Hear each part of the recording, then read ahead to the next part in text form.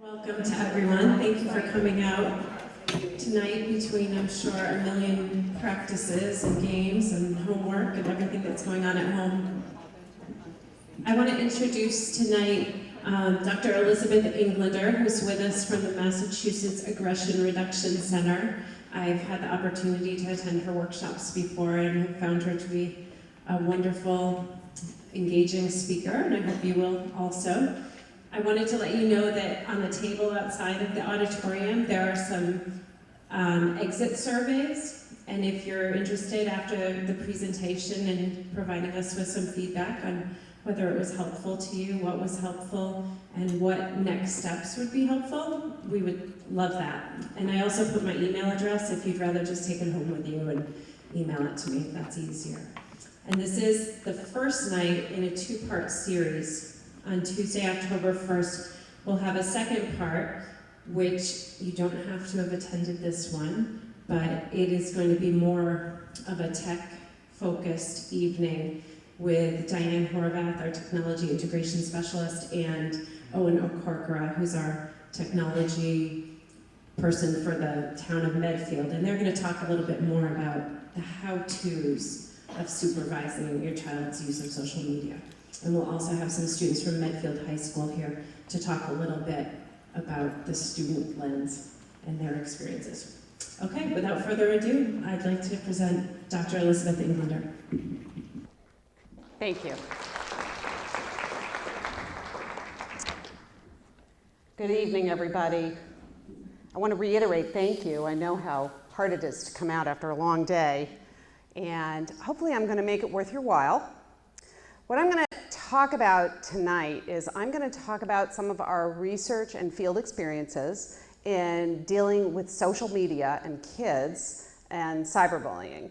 Just to give you a sense of who I am a professor of psychology and at Bridgewater State University. I run a center there, and the center deals with all kinds of aggression and antisocial behaviors. We deal a lot with cyberbullying. That's kind of one of our specialties. And we deal a lot with bullying as well. The center basically does three things, just to give you a sense of what we do. We go to about 200 to 250 schools every year. So I can't tell you off the top of my head if we've been here to talk to students, or faculty. We've been here to talk to students.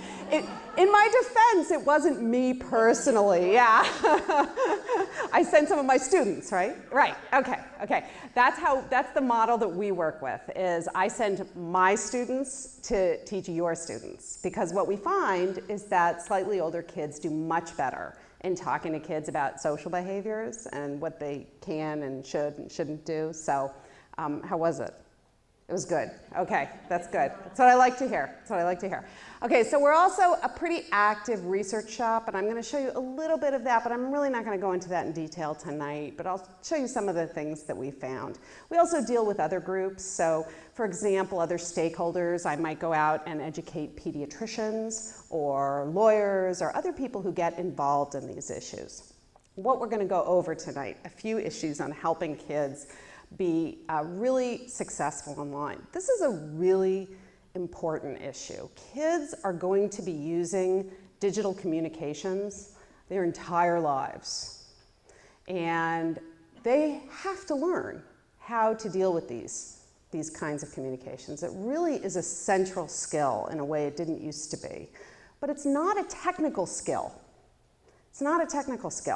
Most kids are not computer experts, no matter what you might think.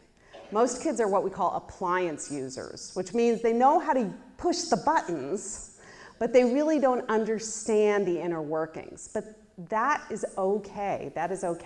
So we're going to talk about three different things. We're going to talk about why this is such a complex issue and why it stymies adults so much. We're going to talk about the myths that hold us back as parents. And just to give you a little background, in addition to all of my work in this, I also have a student in college, a student in high school, and a student in middle school. So I'm right in the thick of this, I assure you. And I very much appreciate some of the real limits that reality today puts on us. I'm also going to talk about some of the actions we can really take as parents. So let's start at the beginning and let's talk about why cyber behavior is so complicated. Social behaviors between kids, particularly when they had problems with each other, used to be limited to sort of this model. You know, when I was in high school and kids had problems with each other, it was more often than not physical in nature. There was sort of a group of kids and they were kind of dangerous and you stayed away from them. But that wasn't quite so difficult. Today, though, everything that goes on between children in terms of conflict, fighting, bullying, or other kinds of problems is psychological in nature. So that has changed the entire ballgame because kids today use psychological tactics, and these are uniquely suited to occur in digital environments, which is part of the reason that they've become so prevalent. We tend to think of what happens at school and what happens online as sort of two different things. But one of the biggest findings that our research has found, and we underscore this, every year we find this, is that the older kids get, the more what they're doing online feeds into what happens in school and vice versa. That we may think of these things as separate, but they're really not separate at all. Kids think of the internet or digital communications as just another place they see their friends. And they think of texting each other as just another way of talking to their friends. Sometimes they sort of think of it as almost the only way to talk to their friends. Sometimes they have a hard time, conceiving of other ways.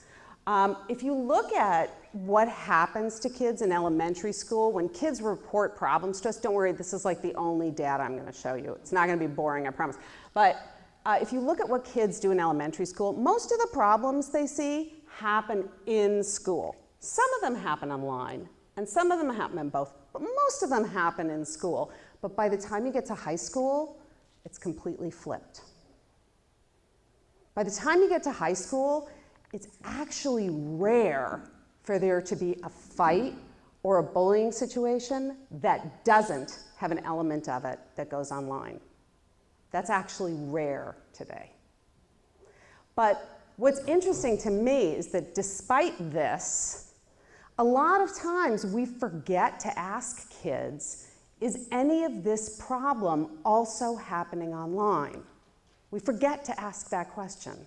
And the tendency we see in kids is that they don't report the part of it that happens online unless somebody specifically asks. So it's really important to ask that question, and that's definitely one of the takeaways for tonight. The kinds of problems that we see when kids interact online and when they interact in person, the problem behaviors, these happen to be generally similar. So we tend to see things like kids pointedly excluding each other. Now this doesn't mean things like not inviting everybody in the 5th grade to your birthday party. Okay, let's be clear. There's no law that says every 5th grader has to be invited to a child's birthday party. But there's a big difference between not inviting somebody and not inviting them and pointing it out to them that they haven't been invited. Those two things are completely different. So what we see is we go online and we see kids post pictures of a party. And they post them knowing very well that kids who weren't invited are going to be seeing these. In fact, kids today will often work very hard to post pictures of the party while the party's still happening, because they want other kids to recognize in real time, not so much that they weren't invited, but what they're really focused on is letting other kids see that, yes, I was invited because I'm posting these pictures and you can see it.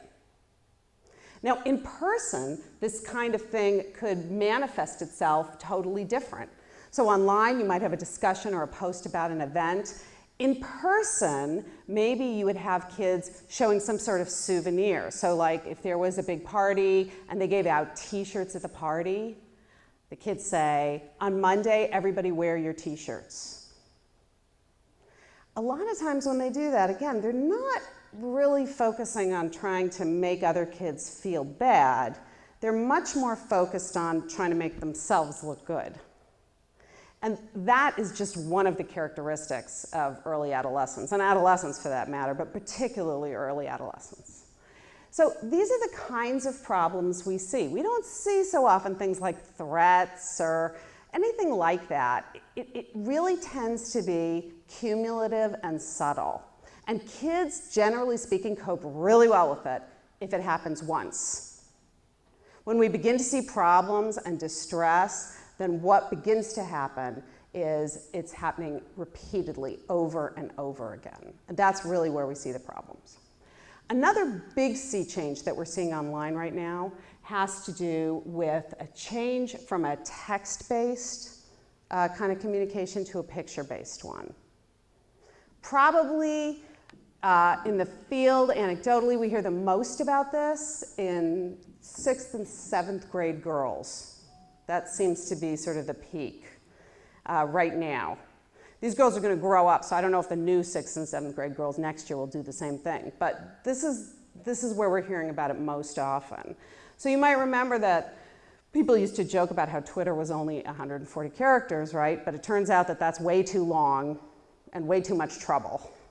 And it's much easier to just snap a picture and send it. And so that's what kids prefer to do. And they're really migrating towards things like Instagram and Snapchat and things like that.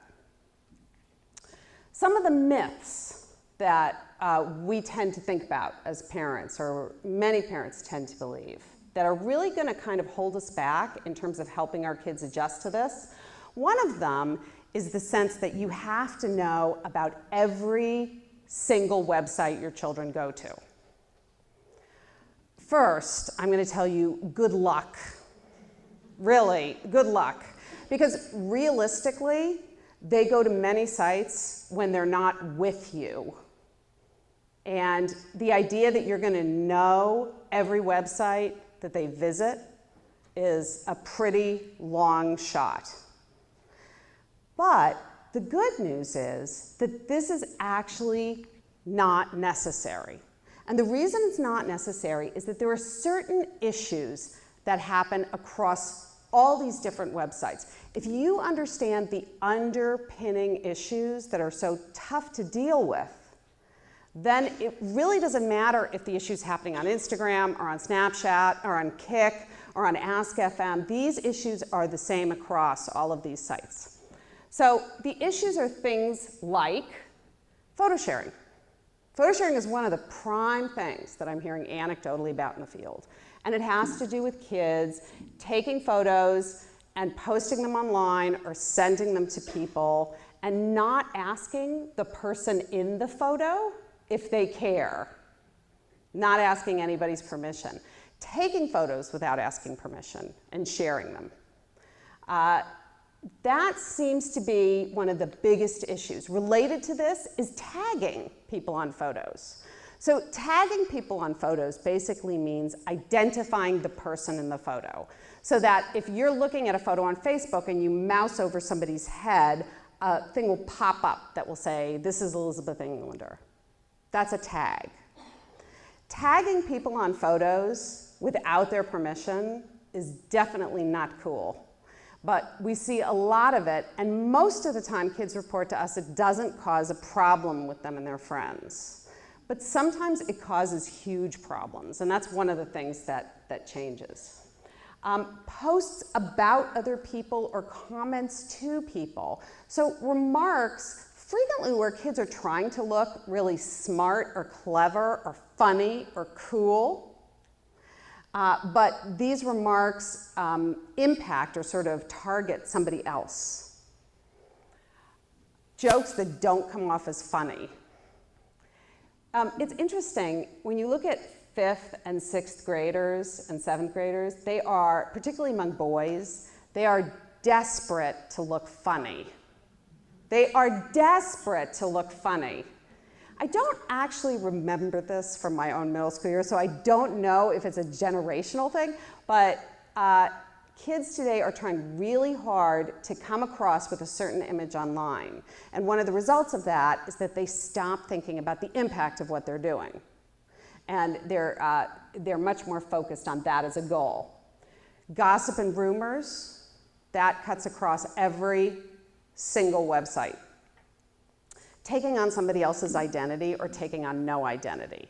So for example, FormSpring and AskFM are both websites where kids can ask questions anonymously to their peers. Once you get into anonymity, you begin to see problems. And that's just the fact of the matter. And it is really disinhibiting. Kids begin to say things that they definitely wouldn't say otherwise. So anonymity or taking on somebody else's identity, using your friend's phone to send a text message to somebody else, and pretending to be your friend, not identifying yourself, that kind of thing. So that's fairly common. And once you understand that these are the issues, it's not so critical to know about each individual website. So once you understand that like photo sharing and photo tagging are big issues, then you don't have to talk about Instagram or Kik or AskFM. You can just say to kids, let's talk about photo sharing, on any website. All right, another myth is that this is really a teenager problem. You're all grades 4 through 8, right? So you know that this is not just a teenager problem. But the idea is that, yeah, this is really just a teenager problem. But every piece of data that's collected on younger children negates this theory, really every single one. So you look at things like participation in interactive, any kind of interactions on the internet. Kids at 8 years old are already up over 90%. So this is not just an issue for teenagers. Looking at cell phone ownership in the last 3 years, okay, so 3rd graders went up, 4th graders went up, and 5th graders went up. So that's 8, 9, 10, 11-year-olds. One of the things that's so important to understand about cell phone ownership is that it can make kids safer because it can give them a way to communicate with you. But there are risks associated with it, and many people don't know this. This isn't something that's very widely known. So for example, in our research we found that kids before grade 7 who owned smartphones had an elevated risk of becoming victimized online. If you look at kids who don't own cell phones, their risk is pretty low before they get to middle school. You look at kids who own cell phones, but the boring kind where you can only make phone calls, the kind that my 7th grader dismissed as totally useless because all you can do is actually make a phone call on it.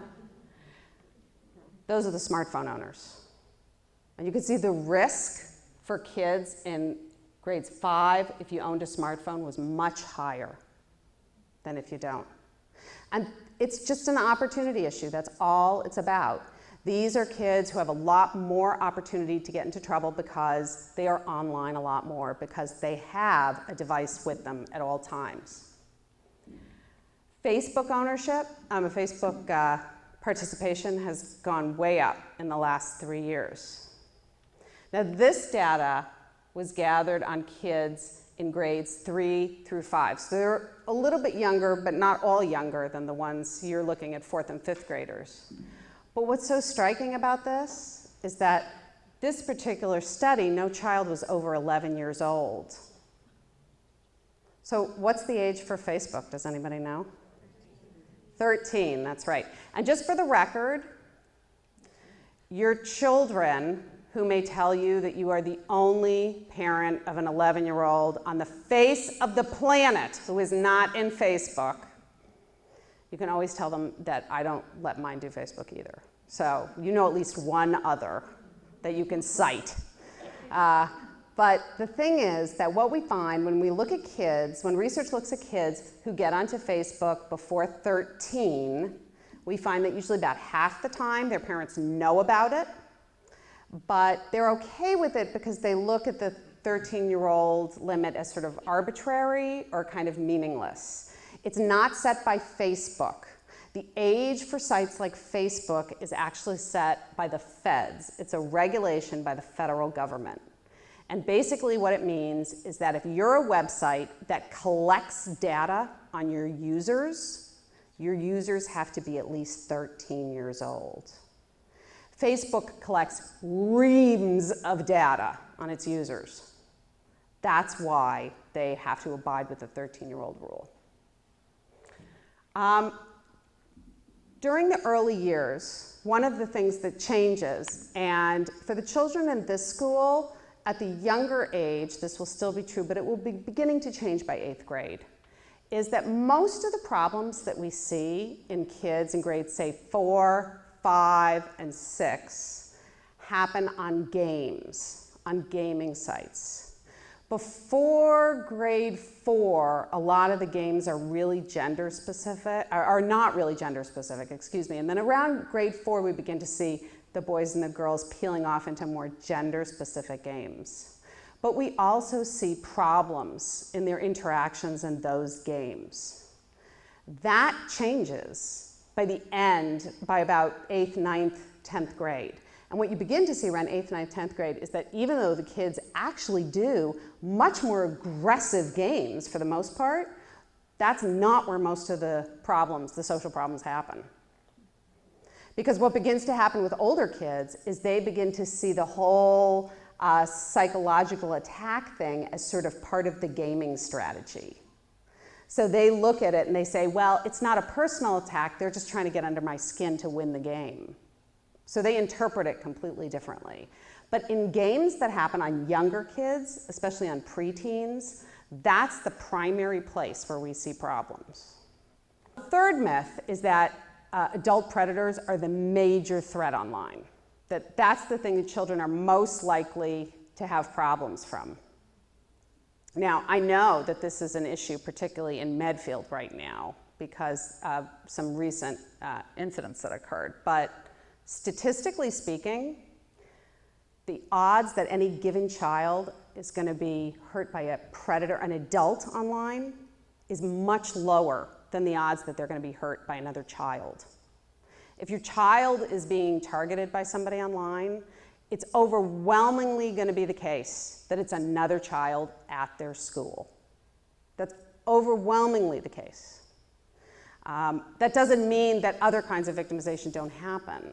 Of course they happen, obviously they happen, but they're much, much more unusual, much, much more unusual. Another myth is this.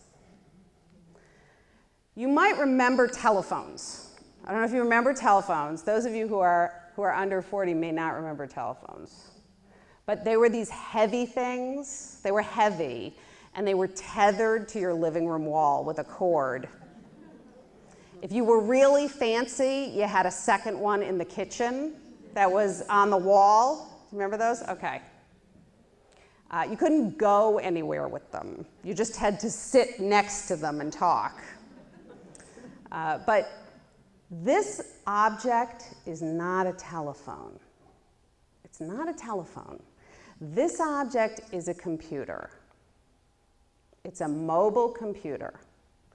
And we have to always remember that it's a powerful device. It's a useful device.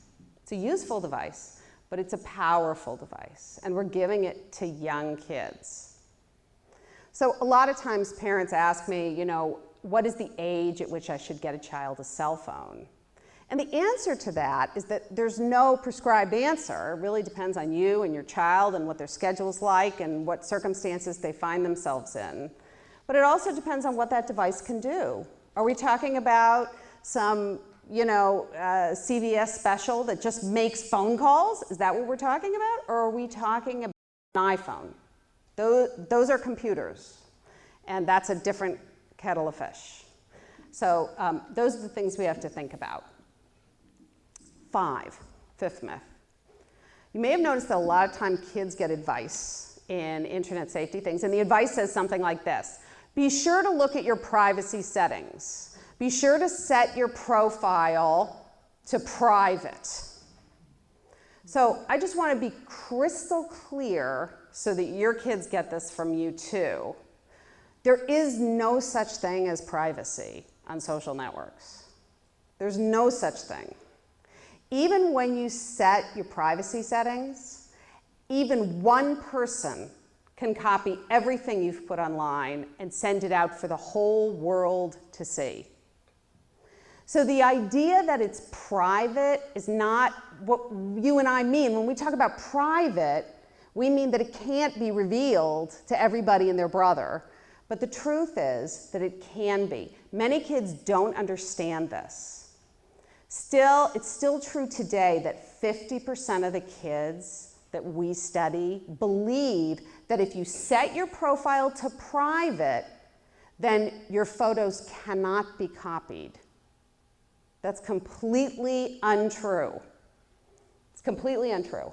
So kids think that when we say private, we mean private.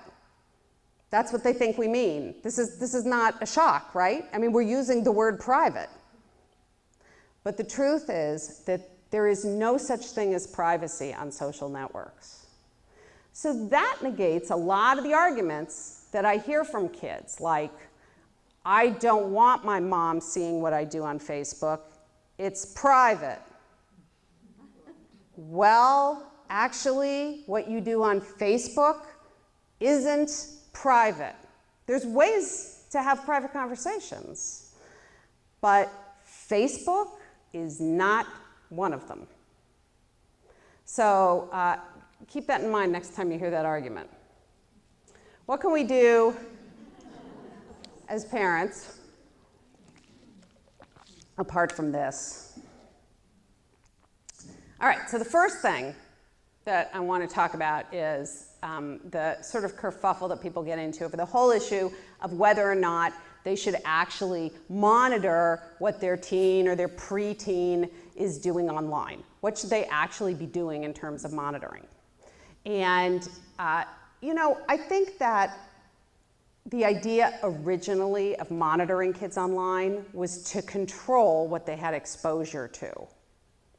So, you know, what can parents actually do today in terms of control? Right? What can they do? What can they do? Back in the 1990s, you had one desktop. It was in the kitchen or the family room. And you put software on it that like stopped the kids from going to certain websites. And that reported to you whenever they did something they weren't supposed to do. That was the name of the game. Today, the average American household has 4 internet-enabled devices. In Massachusetts, I'm sure this number is higher. It doesn't, for example, take into account the fact that many people who buy TVs today don't realize those TVs can get online through the wireless network that's in your house.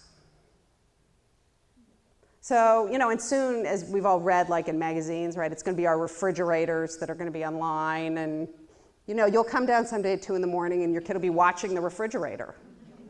And you didn't even think about that as an issue. I had a mom a few months ago who said to me, I got him an iPod.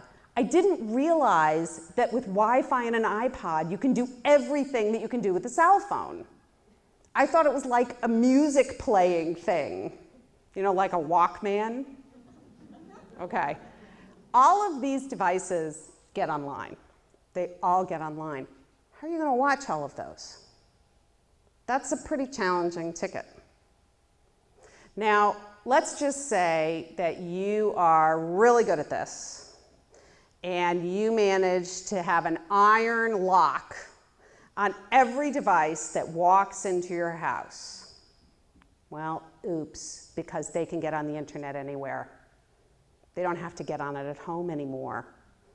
They can go to the library, they can go to the bookstore, they can go to the mall, they can go to half of all the stores in America. They can go to any friend's house.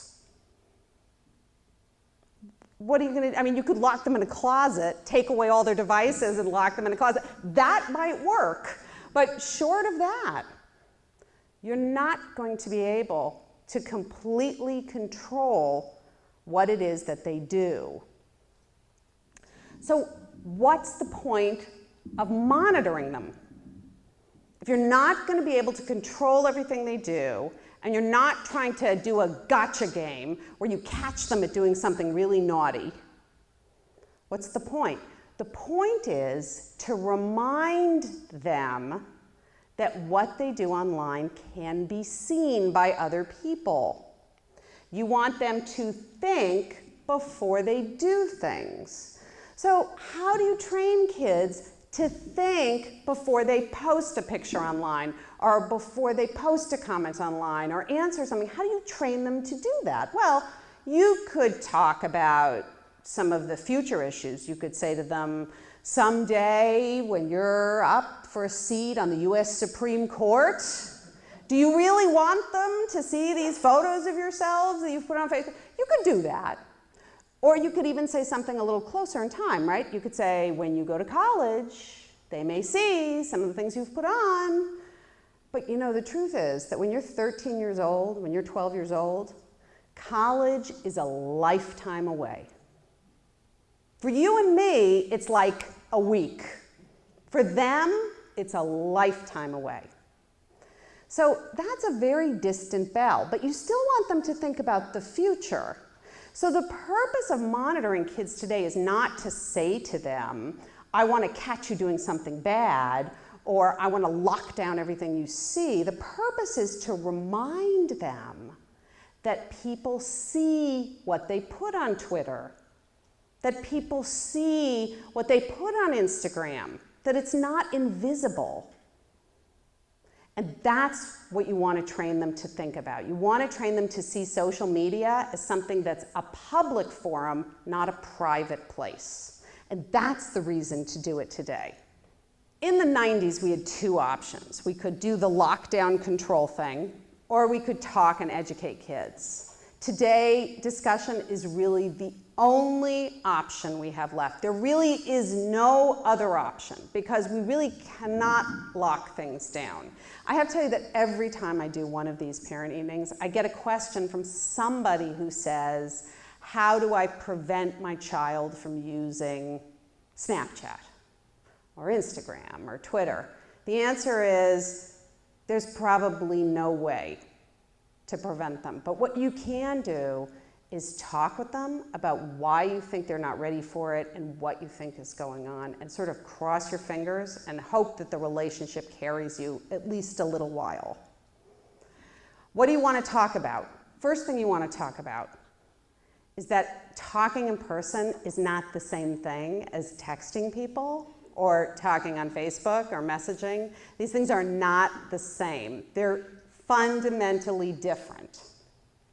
A couple ways they're different. One thing that changes online is the power differential. So you can be somebody who's really well liked and has lots of friends. You may feel like you don't have an enemy in the world, but you could go online and somebody could start doing mean stuff to you.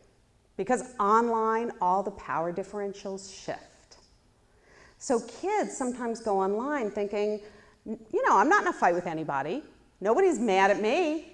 And I'm okay, I have friends, so nothing bad's going to happen. You have to realize that online things change. Anybody could be vulnerable. And that's one of the risks you take. So you think about that not because you want to scare them, but because you want them to think about what it is they put online and how vulnerable they want to make themselves. Second thing is sometimes we see that fights turn into bullying or vice versa online. So sometimes sort of the whole mechanism of the problem they're having with a friend changes. It could start out as a fight in school, and it could end up as a situation. Actually, I just dealt with a situation like this in a 4th grade classroom that just started out at the beginning of the last year, and it ended up in a whole bullying episode after kids go online. People say stuff online. People are disinhibited. Now, I'm not just pointing out for kids, right? We know this happens to adults too. All you have to do is look at the comment section on any website about any topic. The topic could be the most, you know, non-controversial. Is the sky blue? You could post, is the sky blue, and you wouldn't believe the comments that people will leave under that. It's mind-boggling. People become very, very disinhibited, and they'll say all kinds of things. Third, kids need to understand that when you go digital, an emotion you're feeling will often become much more intense. Now, this can happen in a nice way. You could talk with somebody you like at school Saturday morning, and by Saturday at about lunchtime, you know, this guy's your soulmate and you're in love, and that kind of escalation can definitely happen. But it can go the negative way too.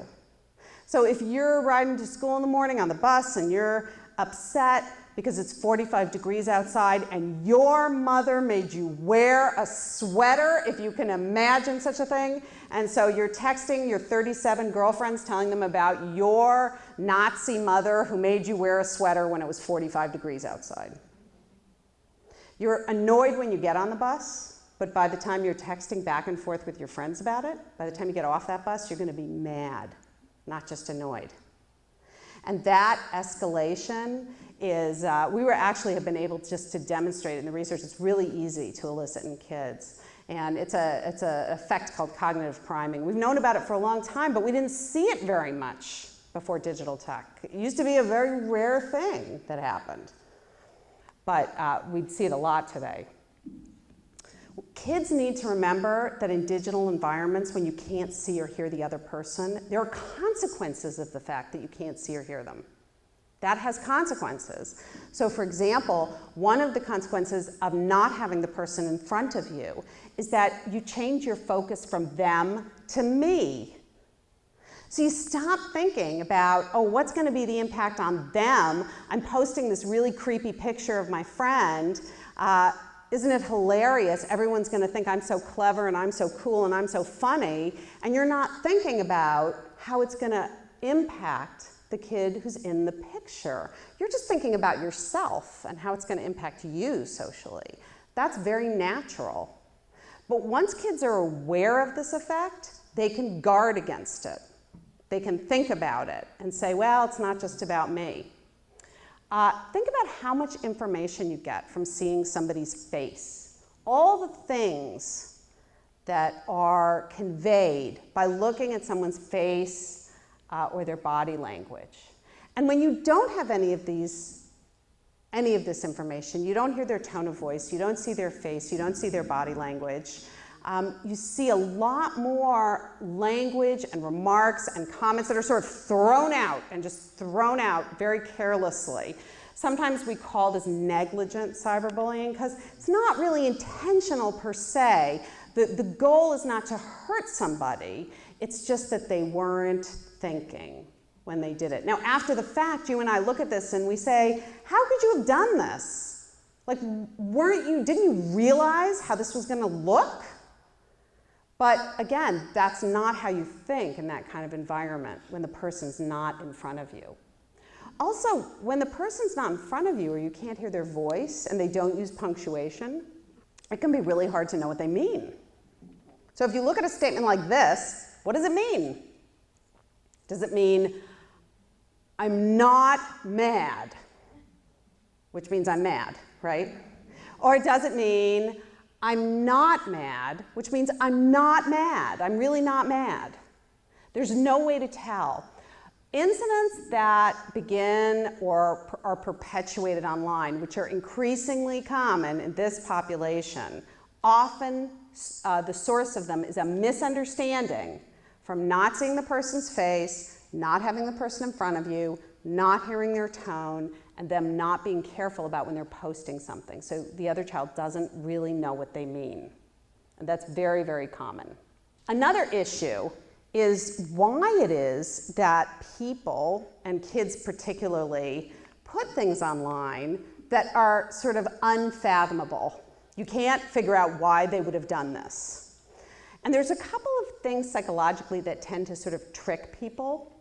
One is when they're in a private space. So they're in their den, they're in their bedroom, maybe even in their bathroom. And the physical space they're in makes them feel private. It makes the communication feel like it's just between you and the two friends you want to see it. Okay, and it's not really between anybody else. But of course, that's not always the case. Another thing that can trick your brain is when you use a device with a small screen. Because if you're using a device with a small screen, you're sort of assuming that no one can see the screen but you. That's how it feels anyway. It sort of tricks you in a way. That, of course, is why we see people who do unfathomably stupid things online, and needless to say, they are not all children. They are not all children. And you look at them after the fact and you think, how could they have imagined that sending something on Twitter would never be seen? How could anybody imagine that? Right? I mean, really. But again, your brain can trick you. If you're not aware of this phenomenon, then you won't know about it. Another discussion that we have to have with kids has to do with understanding that if they spend too much time with digital devices, they're actually going to lose some of the social skills that are associated with things like popularity. This is an argument that I find works pretty well with kids of this age group because they are very focused on social status, needless to say. But we see it in a couple of different ways. One way is that instead of facing a difficult social situation that is actually going to cause you to gain more skills, what they might do is sort of avoid these situations by using social media. So they might just avoid the whole problem by trying to text somebody, something like that. Interestingly, one of the things that I've heard a lot at high schools recently is that kids, and I haven't heard this at middle schools, I've heard it up at the high school level, but kids in high schools are beginning to develop a norm where you're not supposed to do things like ask people out through social media. You're not supposed to ask them out on Facebook. You're not supposed to ask them out by texting. You're not supposed to do that. You're supposed to have the guts to ask them, like by face-to-face, or I don't know if a telephone's okay. Probably a telephone's okay. But it's interesting to me that teenagers are beginning to develop this norm sort of on their own. And I think that what will happen after a while, but this will take a while, is it will filter down to the preteen crowd. But things don't move too fast. Another way it can affect your social skills is that it can reduce your ability to read body language. You may have noticed this in your children, that you think you are clearly giving them a strict instruction, or you are clearly annoyed, and they are not picking up the cues. Not unusual. Not unusual today. So how does talking about these issues help kids deal with social media? It actually helps a lot. And the way it helps is that, first of all, it teaches them to think about and guard against these issues in themselves. So you want kids to stop and say, you know, are they going to know I'm telling a joke here? Are they going to know it? Maybe it's not clear that I'm joking.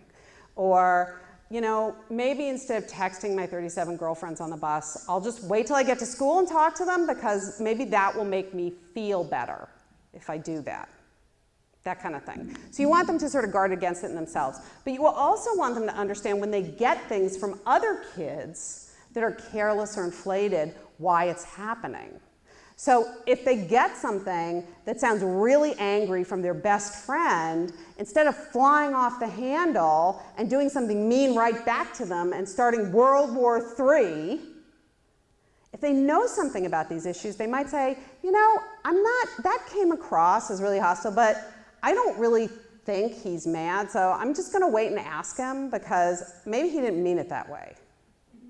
And that would be a much more adaptive response. If kids learn to do that, if they become aware of these issues and they learn to do that, they're going to avoid 50 to 75% of the issues that occur in social media between kids. Easily. Easily. Other issues you want to make sure your kids understand. Make sure that your kids understand that you don't want them to do anything that is mocking or disdainful or contemptuous to other people, and you really don't care if everybody else does it online on this game. Like, you don't want them to do it. You don't want them to do it. Make sure your kids understand that there's a tension today between your social status, how cool you look, and how you treat other people. There's a certain tension drawing kids towards being sort of snarky and funny, but at the expense of other people. And that kind of snarkiness is really associated with higher social status. So there is a tension. Sometimes kids are going to be tempted to do something, particularly on social media, where it feels sort of safer. They're going to be tempted to do it just to up their ante a little bit. And you know, I think it does better, kids do better when they talk with their parents about how hard it can be to resist the call of that particular siren. Girls may particularly need some attention in this area. We definitely see issues with girls that are different from the issues with boys. There's no doubt about it. And these differences seem to peak in grades 6 through 8. After high school, there's not quite as much, and before 6th grade, there's not quite as much, although the trend is already there. What we really want to think about with girls is how social media use affects their friendships. Now, this is for the good and the bad, because there's good ways that social media affects friendships too. For one thing, kids today stay in touch with each other. When I was a kid and we left camp in August and we went home, like that was the end of that friendship. Whatever friends I made in camp, I was probably never going to see them again. And like, yeah, sure, we're going to write each other paper letters. I don't think so. So that was the end of it. But kids today stay in touch with friends they make in different places, and they use social media to do that. That is one of the best uses of this kind of technology. The problems come in because kids use social media as the primary way to communicate when there are problems. Instead of dealing with the problems, this tends to escalate them. And that's the trap that I think girls particularly need some attention with. What they really need to think about and talk about is how to handle conflicts and friendships in a way that doesn't destroy the friendship. That's what they really need. What do you do when you're mad? Well, I do A, B, C, and D. Okay, 2 of those options sound like they might help you keep this friend, but the other 2 sound like they might cost you this friend. And kids are inexperienced, so they really need to talk to adults about what works here. We also need to start talking to kids when they're much, much younger. And we need to remember that this is not an issue where we're looking at it and it's not an issue until 6th grade or 7th grade. The seeds of these problems are planted long before. In 4th grade, your child still thinks you have a clue. By 7th grade, they might think you have a clue, but they might not. And that would be really normal developmentally. So you've got like this window before they hit their preteen years where you can really influence how they think about digital technology and how they use social media. And that's the time to have these conversations, because that's the time they're going to be interested in your opinion and they're going to really want to tell you their opinion. Another thing that we often talk to kids about is something we call the 24-hour rule. And your children would all have heard this rule when we went in. If everybody stuck to this rule, the wars on planet Earth might end. Because there's so much trouble that comes when people get emotional and they go online or they start texting people. It's such a bad idea. It not only it puts in writing or it gives evidence to things you may not mean, positions you may not really want to take. Now you've staked out your site and you have to defend it because it's there in cyberspace forever. It lengthens the problems. Because even if I'm mad and I send something out and I'm over it the next day, somebody else might read that next week and get mad and start the whole thing all over again. So it's really, really important. The 24-hour rule is really, really important. A few tips. Where do people tell you to put the computer? Oops, there is no the computer, right? It's good advice to put it in a public place, except that the odds are you can spend the afternoon moving your computer to your family room while your children are walking past you with their mobile devices, taking them to all the four corners of the house. I mean, you know, it's still good advice, but don't fool yourself that having the desktop in the kitchen is going to solve all these problems. Big issue is what kids do at night. So we know that kids are coming to school chronically fatigued.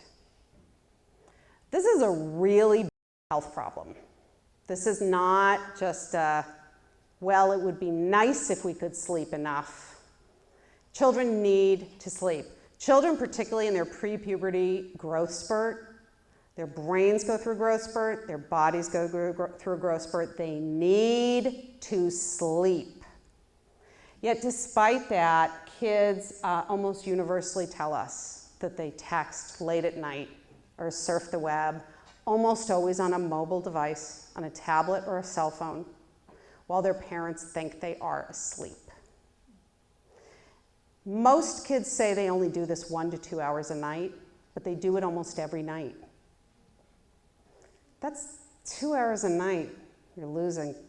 That's a lot when you're 12. You need those 2 hours. You need them really badly. So what you need to do is teach them good hygiene habits, good mental hygiene habits. How do you make sure you sleep? Well, here's what you don't do. You don't put your device in your room where you hear it buzz every time somebody sends you a text, and you're really tempted just to see who's sending you something. That's not the way to do it. The way to promote sleep is to have peace and quiet and no interruptions. So what you need to do is take that device and put it somewhere else. So the devices should be downstairs, charging every night. Some parents put a basket by the stairs. Every device goes in the basket.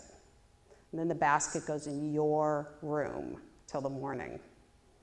So there's a lot of tricks like that, but the idea is you want to teach kids that sleep is something important, that it's something they have to guard, that it's about their health, it's about their functioning, and devices are distractions. They're things that keep you awake.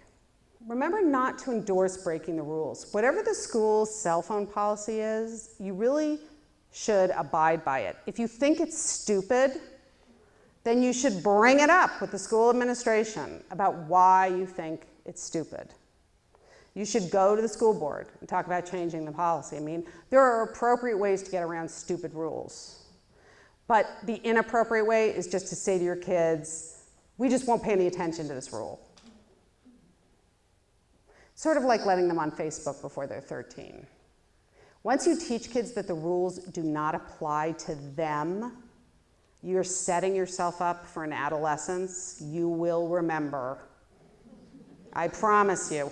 When my oldest son was 11, he came to me prepared with this long argument about why 11-year-olds should be permitted on Facebook. And the beginning of the argument and the end of the argument was that, of course, every other 11-year-old on the planet was on Facebook, and I was unreasonable. So I said to him, okay, this isn't my rule, it's the FTC rules. So you go ahead and write them a letter and explain why you think 11-year-olds should be permitted on Facebook. I encourage you to advocate for your opinions, but while it's the rule, we're going to follow it because you follow the rules. Life is much, much easier if your children decide that the rules apply to them. Believe me, much easier. Finally, what can schools do about cyberbullying? Remember that schools cannot always discipline. When cyberbullying happens off campus, that's a situation where schools really don't, generally speaking, have jurisdiction. What they can do is they can discipline a child who does something threatening or scary, something that's really going to impact school. But if it doesn't have a substantial impact on the school directly, they don't have jurisdiction, and they're not permitted under the US Constitution. And there have been court cases that have gone up to the Supreme Court to discipline. They can help you do other things, so they can help you talk to your pediatrician or notify police or find a therapist or all those other things they can do. But they can do something else that's really important, which is that if your child's being targeted, they can be that child's support system. If things are happening to you online and you're young, school's a scary place because you may worry that you're going to see the person who's doing it. You may worry that you're going to see their friends. You don't know if stuff's going to happen in school as well. So let the school know about it and let them be your eyes and ears. Let them watch the situation for you. Let them say to your child, I know that there's stuff happening online, so if you need to talk, if anything happens in school, come see me, and I'll always make time for you. That's very reassuring for kids. It really is. Most important thing, though, is just to talk to them. And actually, although you can download everything I'm talking about tonight from our website, you don't have to, because the most important thing is just to keep the dialogue going. Ask them what they're doing online. Ask them what kinds of social media they're using. What problems have they heard about or seen? What do they think about it? Sometimes I pull up provocative things in the newspapers to talk to my kids. So the other day in the newspaper, they were talking about the fact that schools in California are, and you may have read about this in the Globe, that schools in California are hiring a company to watch social media for what the kids are talking about. So you say to your kids, gee, look at this, these schools in California are watching that. What do you think? Do you think your principal should hire somebody to watch social media? I mean, maybe they think it's a good idea. Maybe they see a lot of mean things happen. Maybe they think it's a stupid idea. Whatever they say, though, it's going to be an opportunity for you to talk about it. The more you talk about it with them and ask them questions and learn from them and hear their opinions and give them your opinions, the more you do this, the more likely it is that if they have a problem, they will come to you. That's the key. If they think you care about this issue, if they think you're worried or thinking about this issue, they'll come to you. If you never bring it up, they'll assume you have no interest. So the time to talk about it is before you have a problem. These are two websites. One is for the center and one is my own, and you can get information on what I talked about tonight on both of these. Does anybody have any questions? About, there's probably no right age to introduce these mobile devices, but is there a flip side to that where there could be a benefit to introducing it earlier to start to lay a foundation, to start to put some of these habits, like maybe keeping the mobile downstairs and kind of ingrain that? Absolutely. The best of all scenarios is when kids learn to use devices, but they learn to use them in an educated way. So they begin practicing, they begin thinking about what they're doing, they're talking with you about what they're doing. The tricky thing is that it's hard to do that with a mobile device because they're taking it with them away from you into environments where you can't control how it's used. So that makes it really hard. But overall, your instinct is correct, that they don't need to not have anything to do with technology, they need to learn how to use it. Absolutely. You had mentioned that sometimes the lack of feedback is difficult. Mm-hmm. So would you encourage more like a FaceTime video chat between tweets? Yeah, I actually do, because particularly when it's, I'm not talking about with strangers now, but particularly when it's kids who know each other and they're FaceTiming with their friends, there's far fewer misunderstandings that happen on that kind of chat than if they're just chatting in Facebook or sending each other tweets or something like that. And also, every now and then when your child's walking around with their device FaceTiming with their friends, you can have some fun and stick yourself in front of the camera and say, hi Harold, I'm here too, don't forget, just to sort of keep them on their toes and remind them that what they're doing is in private. But yeah, so it's kind of fun. What else? You guys ready to take the test? Well, thanks for coming out tonight.